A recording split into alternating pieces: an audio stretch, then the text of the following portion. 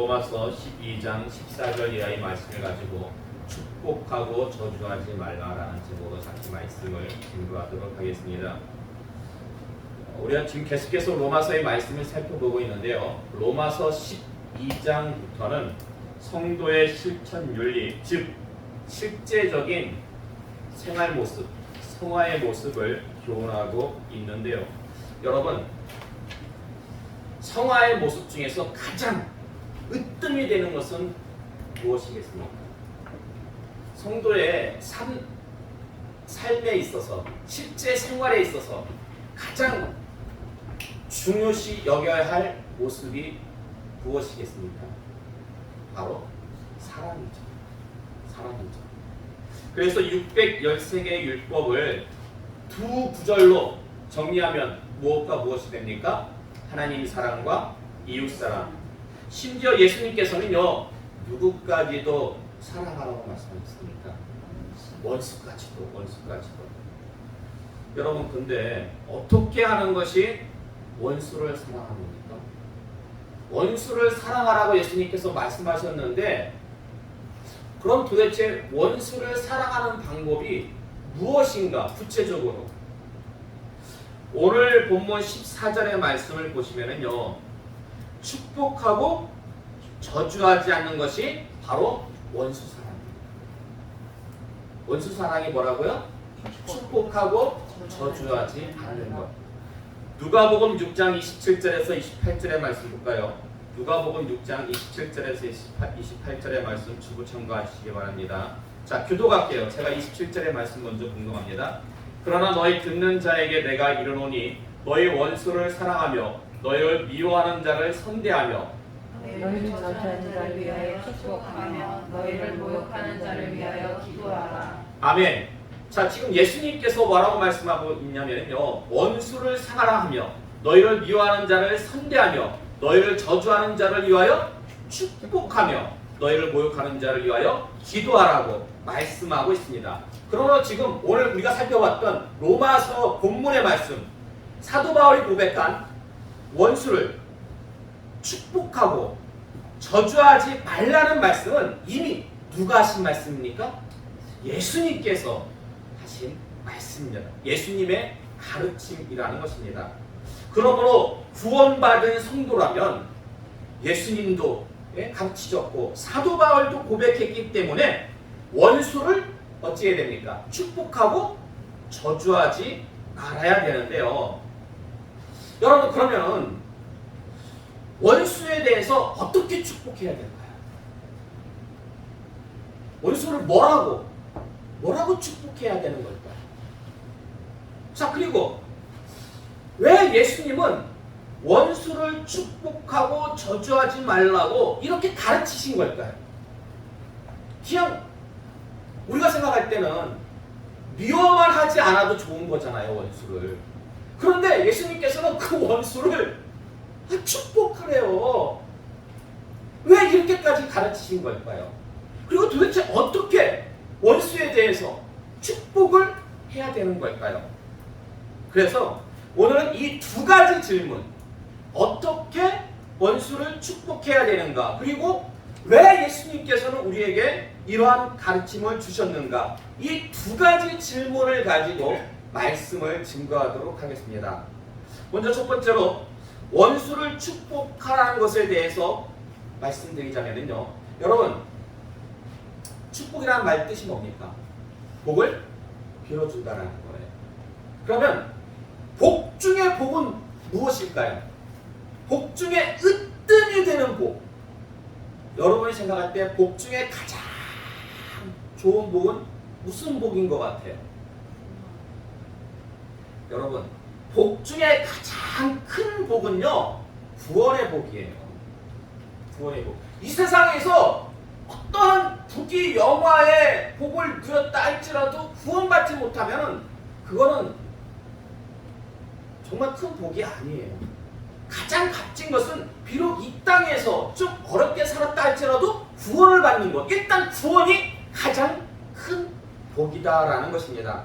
그런데 보세요, 지금 원수가 그러면은 그 구원을 받으려면, 가장 큰 복을 받으려면 원수가 해야 할 일이 무엇일까요? 악인이 구원을 받기 위해서 반드시 해야 할 일 무엇이겠습니까? 그렇죠. 회개죠. 예?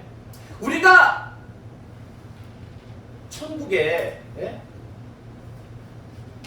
가는 것은 하나님의 큰 은혜이기도 하지만 또 한편으로는 우리가 천국에 가지 못하는 것은 회개하지 않았기 때문입니다. 그렇기 때문에 악인이 구원을 받는 데 있어서 가장 필요한 것은 바로 회개하는 거예요. 회개.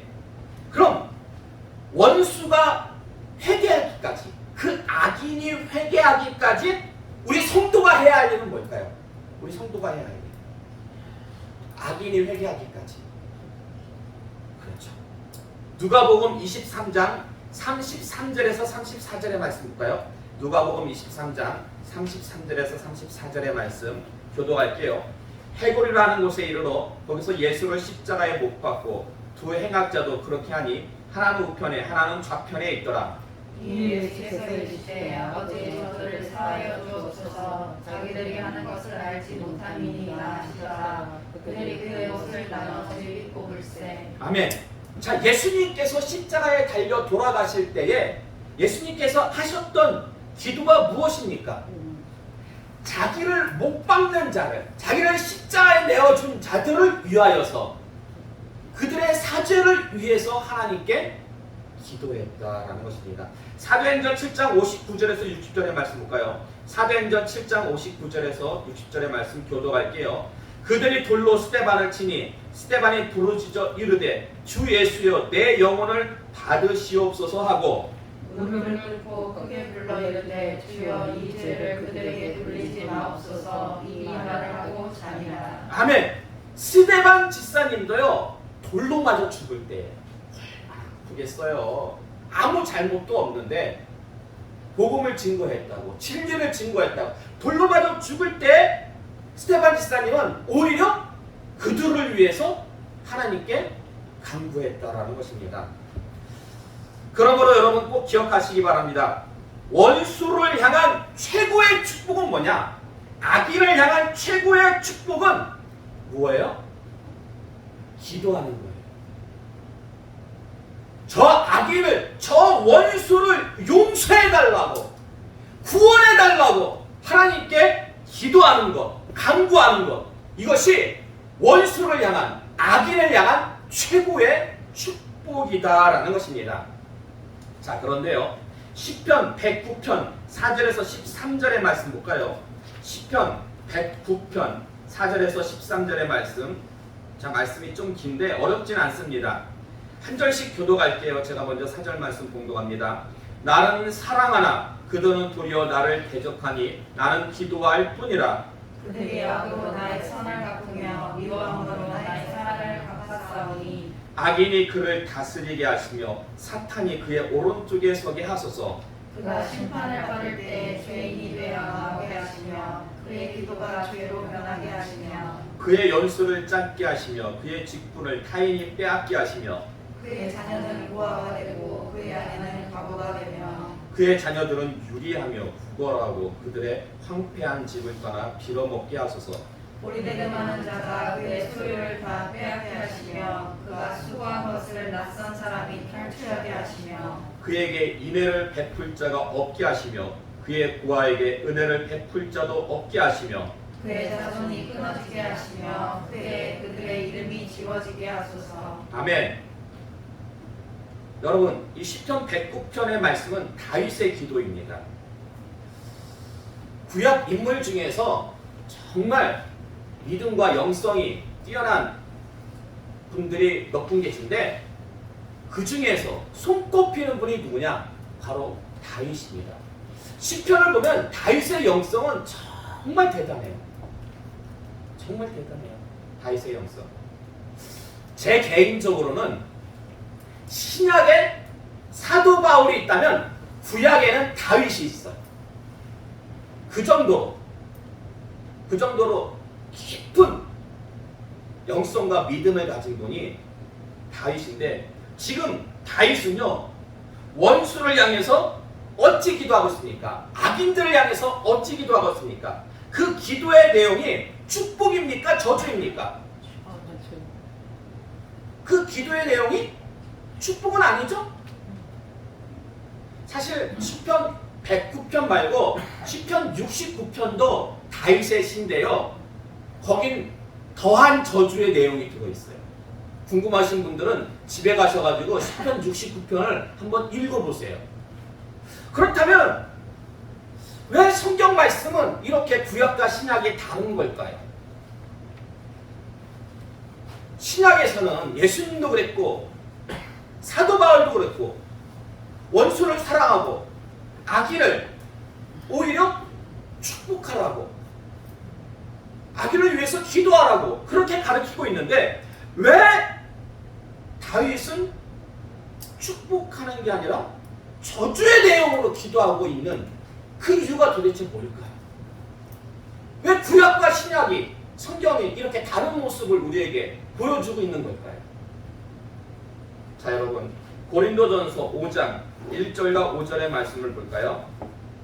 지면이 짧아서 다 읽지 못했는데 고린도전서 5장 1절과 5절, 제가 1절을 봉독하면 여러분 5절을 봉독하세요. 너희 중에 심지어 음행이 있다 함을 들으니 그런 음행은 이방인 중에서도 없는 것이라 누가 그 아버지의 아내를 취하였다 하는도다. 이런 자를 사탄에게 내주었으니 이는 주시는 나라고 영은 주 예수의 나라의 구원을 받게 하려 함이라. 아멘. 고린도 교회가 참 문제가 많은 교회였어요. 그런데 심지어 어떤 일이 있었냐면 아버지의 아내를 취한 아들이 있었어요. 이건 정말 세상에서도 이런 음행은 안 하는데 교회 안에 이런 음행이 있었다라는 것입니다. 그래서 사도 바울은 이런 음행자를 출교하라고 교회에서 내보내라고. 근데 그 음행자를 출교하는 이유가 뭡니까? 육신은 멸하고 영은 주 예수의 날에 구원을 받게 하려 함이라. 결론적으로 말씀드리면요, 지금 다윗의 기도와 그 원수를 향한 악인을 향한 다윗의 기도와 사도 바울의 이 음행자에 대한 이 고백은요, 맥을 같이 하는 거예요. 맥을 같이 하는 거예요. 자, 이게 무슨 말씀이냐면 구원의 선행 조건이 뭐라고 말씀드렸습니까? 구원에 있어서 반드시 필요한 건 회개라고 말씀드렸죠. 여러분이 원수에 대해서 사죄의 강구를 하나님께 드리면 하나님께서 어찌 하실까요? 하나님께서 그 다음 액션은 어떻게 하실 것 같아요? 예? 그 원수를 구원하기에 앞서서 하나님께서 반드시 먼저 하시는 일이 있어요. 징계하셔요. 그 원수를. 히브리서 12장 7절에서 8절의 말씀 볼까요? 히브리서 12장 7절에서 8절의 말씀 교독하겠습니다. 너희가 참음은 징계를 받기 위함이라. 하나님이 아들과 같이 너희를 대우하시나니 어찌 아버지가 징계하지 않는 아들이 있으리요? 징계는 다 받는 것이거늘 너희에게 없으면 사생자여 친아들이 아니니라. 아멘. 자, 그러니까 여러분이 원수를 향하여 그 악인에 대해서 하나님께 기도했어요. 하나님께 기도했는데 그 원수가, 그 악인이 사생자가 아니라 하나님의 자녀라면, 그래서 그 원수에게, 악인에게 구제의 은총과 사죄의 은총이 임하려면 반드시 그가 행한 그 악한 일에 대해서 무엇이 임해야 돼요? 징계가. 하나님의 아들이기 때문에. 그래서요, 하나님의 징계가 그 악인에게, 원수에게 임하면 회개하는 것은 시간 문제예요. 하나님께서 치시면은요, 정말 바닥을 구경하게 되는데, 그러면 회개하는 것은 시간 문제입니다. 여러분, 탕자가 언제 회개했습니까? 아버지 돈 가지고 흥청망청할 때, 그때 회개했습니까? 아니죠. 쥐엄나무 열매도 못 먹을 때, 그렇게 바닥에 떨어졌을 때, 추락했을 때에 그때 회개했다라는 것입니다. 자, 말씀을 좀 정리하면 이래요. 여러분이 원수를 향해서 축복합니다. 근데 그 축복이 뭐라고요? 바로 원수를 향해서, 원수를 위해서 기도하는 거죠. 기도.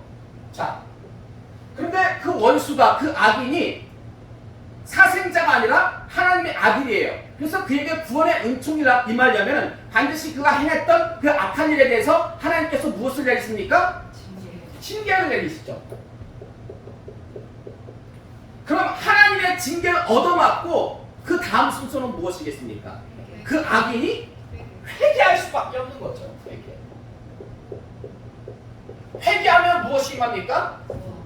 구원의 은총이 임할 수밖에 없다라는 거예요. 구원의 은총이. 그런데 여러분 보세요. 지금 예수님과 스데반 집사님은 지금 원수를 향해서, 악인들을 향해서 사죄의 은총을 내려달라고, 저들을 용서해달라고 그들에게 하나님께 기도했던 거예요. 반면에 지금 다윗은 그 원수에게 무엇이 임하게 해달라고? 징계가 임하게 해달라고. 큰 그림으로 볼 때는, 그러니까 사도 바울도 그 음행자에 대해서 출교하는 것은 지금 교회적으로 볼 때는 징계 차원에서 그렇게 하는 거예요. 그렇지만 그의 영은 결국 구원을 얻게 하기 위해서, 따라서 큰 그림으로 볼 때는 원수를 향해서 결국 구원을 받게 하기 위해서, 따라서 예수님의 가르침이나 다윗의 기도나 큰 그림으로 볼 때는 어때요? 맥을 같이 한다라고 볼 수가 있습니다. 성경은 결국 다르지가 않아요. 우리가 깨닫지 못해가지고, 그동안 깨닫지 못해가지고 그렇게 여겼던 것이지 그게 아니에요. 큰 맥락에서 보면은 다 하나다라는 것을 우리가 알 수 있다라는 것입니다. 자, 이제 두 번째 질문 기억나십니까? 두 번째 질문. 왜 예수님은 원수를 축복하고 저주하지 말라고 이렇게 가르치신 걸까? 거기에 대한 말씀을 좀 드리고자 하는데요. 여러분 혹시 황금률, 더 골든 룰이라고 들어보셨습니까? 신앙생활하면서 목사님들 설교 중에 혹시 황금률이라고 들어보셨습니까? 이건 이제 신학자들이 이렇게 정한 건데, 마태복음 7장 12절의 말씀 볼까요? 마태복음 7장 12절의 말씀 함께 분도하겠습니다. 시작. 그러므로 무엇이든지 남에게 대접을 받고자 하는 대로 너희도 남을 대접하라. 이것이 율법이요 선지자니라. 아멘. 그러니까 한마디로 얘기해서 대접을 받고자 하는 대로 대접하는 것, 이것이 바로 황금률이에요.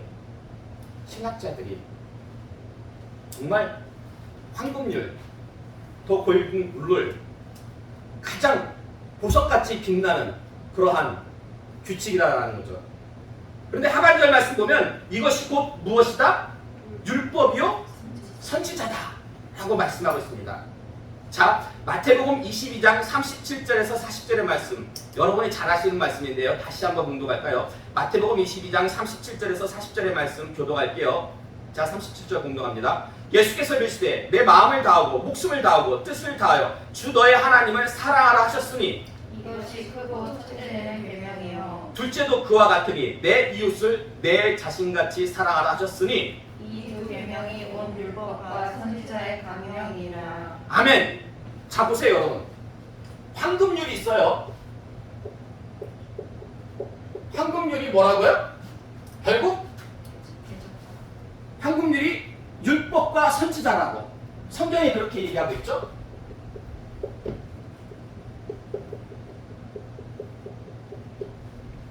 남에게 대접을 받고자 하는 대로 남을 대접하는 것, 이것이 율법이요 선지자라고 그렇게 말씀을 하셨어요. 근데 지금 방금 우리가 공독한 말씀을 보니까 하나님 사랑과 이웃 사랑이 율법과 선지자의 뭐예요? 강령이래요. 강령. 그것이 바로 하나님 사랑, 이웃 사랑, 결국 사랑. 그러니까 황금률이 율법과 선지자인데 율법과 선지자의 강령, 가장 핵심은 바로 사랑이라는 거예요. 그래서 상당 논법의 일과에서 황금률은 뭐다? 황금률? 황금률은 사랑이에요. 황금률은 사랑이에요. 그러면 여러분, 우리가 성경을 통해서 여러 가지로 사랑을 정의할 수가 있는데 고린도전서 13장 보면 사랑장이잖아요. 사랑에 대해서 여러 가지가 나와요. 근데 지금 마태복음 예수님의 말씀을 가지고 놓고 볼 때에 사랑이 뭐예요? 사랑? 사랑은 황금률이에요. 근데 그 황금률이 뭐라고요? 황금률이 뭐예요, 내용이? 남에게 대접받고자 하는 대로 대접하는 거. 결국 사랑이란 뭐냐? 사랑이란 남에게 대접받고자 하는 대로 대접하는 거. 이게 사랑이에요, 여러분. 이게 사랑. 네. 저는 이거를 신학자들은 황금률이라고 하잖아요. 저는 이거를 사랑의 대원칙. 저는 이걸 사랑의 대원칙이라고 불러요. 이거는 누구한테 물어보면 어디 가서 얘기하면 몰라요, 다른 분들은. 왜냐? 제가 만든 거기 때문에. 제가 볼 때, 야, 이거는 사랑의 대원칙이에요. 이 황금률은. 요한일서 4장 10절에서 11절의 말씀 볼까요? 요한일서 4장 10절에서 11절의 말씀 교도할게요. 사랑은 여기 있으니 우리가 하나님을 사랑한 것이 아니요 하나님이 우리를 사랑하사 우리를 속하기 위하여 화목제물로 그 아들을 보내셨음이라. 사랑하는 자들아, 하나님이 이같이 우리를 사랑하셨은즉 우리도 서로 사랑하는 것이 마땅하노라. 아멘. 자, 지금 사랑의 대원칙 황금률, 누가 먼저 모범을 보이셨습니까? 하나님께서 먼저 모범을 보이신 거예요. 하나님께서. 네. 자, 계속해서 볼까요? 로마서 5장 8절에서 10절의 말씀 볼까요? 로마서 5장 8절에서 10절의 말씀 교도할게요. 우리가 아직 죄인 되었을 때 그리스도께서 우리를 위하여 죽으심으로 하나님께서 우리에 대한 자기의 사랑을 확증하셨느니라. 그러면 이제 우리가 그의 피로 말미암아 의롭다하심을 받았으니 더욱 그로 말미암아 진노하심에서 구원을 받을 것이니 곧 우리가 원수 되었을 때에 그의 아들의 죽으심으로 말미암아 하나님과 화목하게 되었은즉 화목하게 된 자로서는 더욱 그의 살아나심으로 말미암아 구원을 받을 것이니라. 아멘. 자, 이게 무슨 말씀입니까? 예수님께서 우리에게 원수를 미워하지 마, 원수를 사랑해, 원수를 위해서 축복해, 기도해, 그렇게 말씀하실 수가 있었던 것은요, 사랑의 대원칙에 근거해서 하나님이 먼저 원수된 우리를 축복하사 사랑하사 그 외아들 독생자 예수 그리스도를 갖다 희생하셨기 때문에, 먼저 모범을 보이셨기 때문에, 하나님은 그냥 좋은 말이니까 우리에게 그냥 말씀으로만 주신 게 아니에요. 먼저 그 사랑을 보여주셨어요.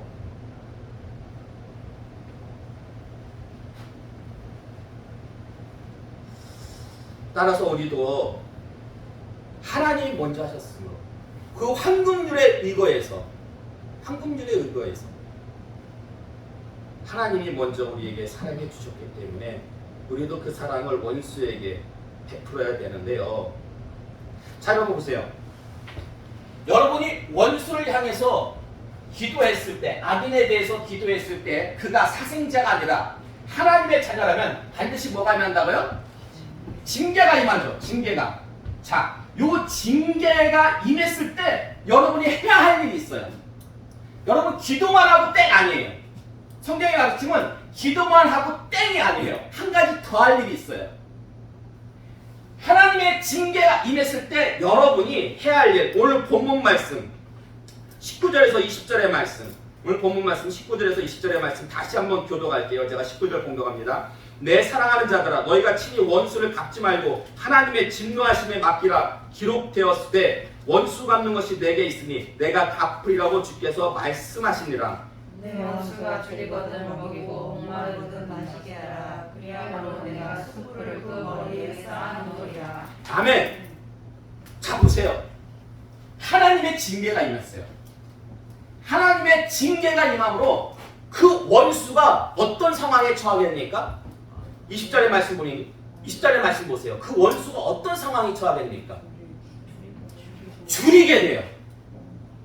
목마르게 돼요. 이건 비유적인 표현이에요.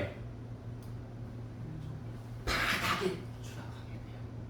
하나님의 징계가 임할 때는 정말 무섭습니다. 바닥인 줄 알았는데 그 밑에 바닥이 또 있어요. 바닥 오고 바닥. 결국 줄이고 목마른 상태가 되는 거예요. 그럴 때 여러분 어떻게 됩니까? 아이고 속 시원하다. 아이고 잘됐다. 이래야 될까요? 아니에요. 성경에서 뭐라고 그랬습니까? 줄이거든 먹이고 목마르거든 마시게 하라. 왜요? 그 이유가 바로 다음에 나와요. 그리함으로 내가 숯불을 그 머리에 쌓아놓으리라. 여러분 숯불을 머리 위에 쌓아놓으면 얼굴이 어떻게 될까요? 화끈거리죠. 예, 화끈하고 이게 비유적인 표현이에요. 화끈거린다는 게 뭘까요? 부끄럽다. 그 악인도 그 죄인도 이성이라는 게 있잖아요. 생각이라는 게 있잖아요. 자기가 우리 성도에게 그렇게 악한 일을 했는데 자기가 정말 어려움에 처했을 때 자기와 함께한 자들은 아무도 자기를 도와주지 않아. 그런데 교회 다니는 그 사람만 와가지고 나에게 마실 것을 주고 먹을 것을 줘. 나를 도와줘. 얼마나 얼굴이 화끈거리겠습니까? 얼마나 얼굴이. 예? 그럼 그 사람이 어떤 고백을 할까요? 잘못했어요. 미안해요. 내가 잘못했어요. 내가 잘못했어요. 네?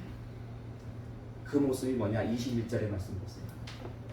그게요. 선으로 악을 이기는 거예요. 그게 선으로 악을 이기는 거예요. 세상에서는요. 억울한 일 당하고 예? 악한 일을 당하게 되면은 재판 걸죠. 아니면 주먹이 먼저 나가죠. 그건 세상적인 방법이에요. 원수 갚는 것은 하나님께 속해 있는 거예요. 우리는 그 원수를 향해서 그 악을 향해서 우리는 기도하면 돼요. 기도하면 돼요. 그럼 하나님께서 다 아십니다. 그리고 하나님께서 그 원수를 향해서 악인을 향해서 징계하셨을 때에 우리는 가서 도움의 손길을 베푸는 돼요. 이런 모습이 정말 하나님께서 우리에게 원하시는 모습입니다. 부디 이 시간 나오신 여러분은요. 세상적인 방법으로 악인을 원수를 상대하지 마시기 바랍니다. 성경적인 방법, 하나님의 방법으로 사랑으로 먼저 원수된 우리를 향해서 하나님께서 가장 소중한 독생자 예수 그리스도를 갖다가 희생하셨잖아요. 그걸 우리에게 먼저 보여주셨잖아요. 이거 황금률, 예? 사랑의 대원칙을 우리에게 보여주셨듯이 우리도 하나님의 자녀라면 영적인 아버지 하나님이 하신 것처럼 그 길을 따라가야 되겠죠. 그럴 때에 우리가 세상에 대해서 승리의 깃발을 높이 드는 그런 귀하고 복된 하나님의 자녀들이 될 줄로 믿습니다. 그래서 하나님의 사랑이 날마다 선으로 악을 이기는 귀하고 복된 모습이 여러분 가운데 늘 충만하시길, 충만하시길 주님의 이름으로